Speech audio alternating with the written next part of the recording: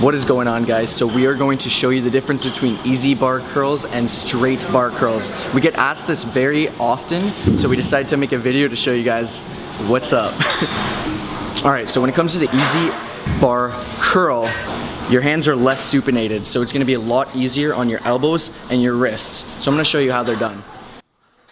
So the slight angle of the easy bar curl is going to put your wrists and elbows in a more comfortable, natural, and safe position.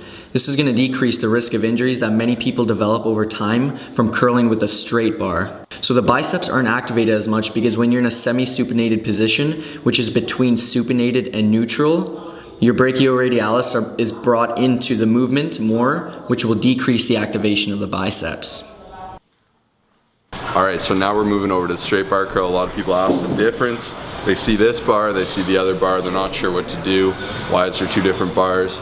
Quite simply, one is just basically, like Kyle said, to assist you in not getting as much pain. When you're fully supinated, it's leaving you up to a lot of strain for your wrists especially, as well as a bit of your elbows.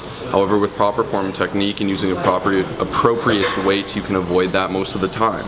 So, I'm going to go ahead and demonstrate. You can see my arms fully supinated, I got a good grip. I have stronger wrists, so I'm okay with this, but you want to make sure your elbows are back, your posture, and you're curling up under good control. Nice and slow down. Good. Up. Slow down. Up. Slow down. And just do one more. So you're coming right up, making sure you're getting a good squeeze, then you're lower. So within this, the benefit, like I said, is more supination, is more engagement. In conclusion, is the straight bar more worth it than the easy bar curl? Not necessarily. You need to consider injury. If you're doing something like this and you're doing it perfectly and you're not getting injured, then that's great and that's a perfect world, but that might not necessarily happen. And if that injury does happen, that can set you back 1 to 8 weeks, which is something you really want to avoid, especially if you have weaker wrists. Some other great alternatives to help with this are wrist wraps if you need to be using the straight bar.